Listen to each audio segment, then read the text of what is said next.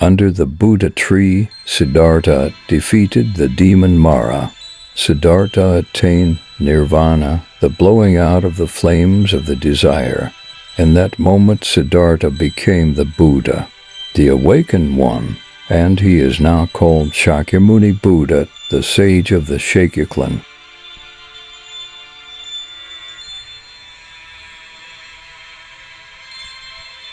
According to tradition, Siddhartha seated himself at the foot of a tree, which has since been called the Bodhi tree, the tree of enlightenment. He vowed to sit beneath that tree until he had attained deep insight into suffering as he sat. Throughout the night, a profound stillness settled upon his mind, like that of a lake on a windless day. This stillness enabled him to see ever more deeply and clearly into the cycle of grasping, clinging, and egotism found at the root of suffering. The demon Mara rose to tempt him and to attack him with arrows of passion, desire, fear, pride, and thirst rose to challenge his clear concentration of mind. But Siddhartha placed his hand on the earth, calling earth itself to witness his firm resolve. When the morning star appeared, Siddhartha Gautama became the Buddha, literally the awakened one.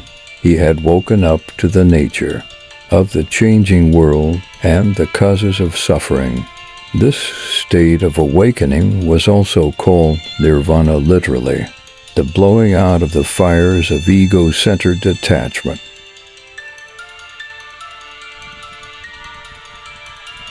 Which are the source of the suffering.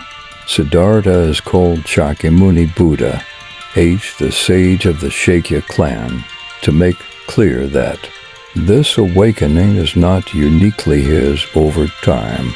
There have been other individuals who have awakened to the truth and gained enlightenment, thereby becoming Buddhas.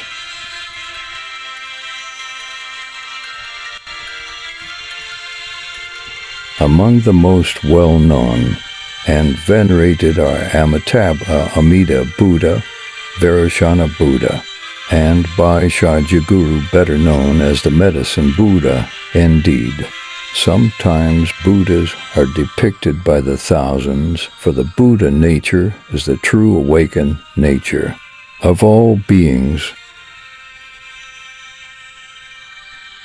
It is said that, out of great compassion, the newly enlightened Shakyamuni Buddha set out to show others the path he had followed so they might set foot on that path as well.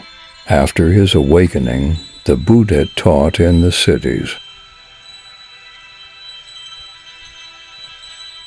and villages of the northern Indian subcontinent for some 45 years. The Dhamma, the teachings of the Buddha. After achieving enlightenment, the Buddha gave his first sermon, teaching his disciples about suffering and the way to escape it. This teaching includes the middle way, the Four Noble Path. The truths that the Buddha revealed are called Dhamma.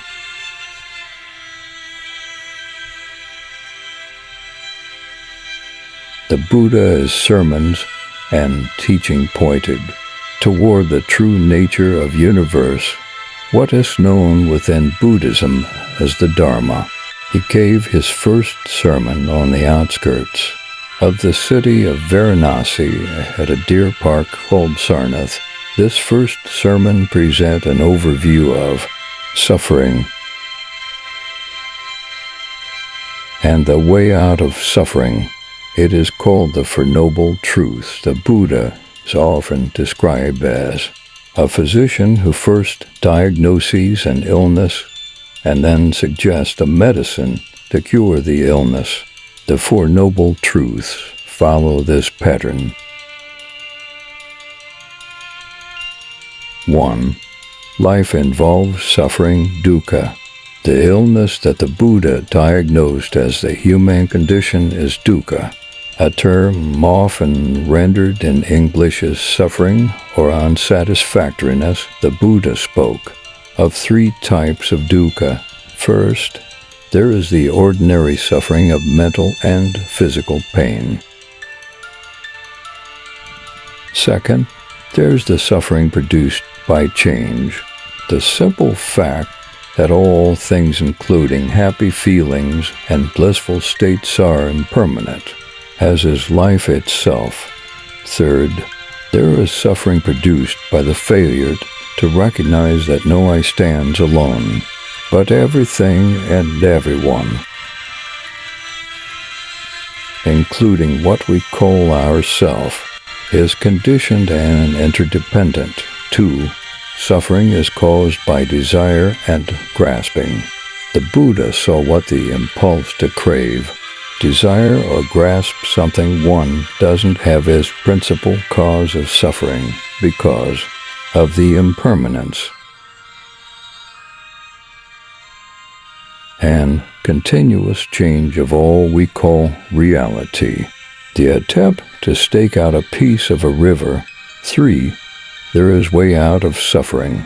This is the good news of the Dharma. It is possible to put an end to ego-centered desire, to put an end to dukkha, and thus attain freedom from the perpetual sense of unsatisfactoriness, for the way is the Noble Eightfold Path.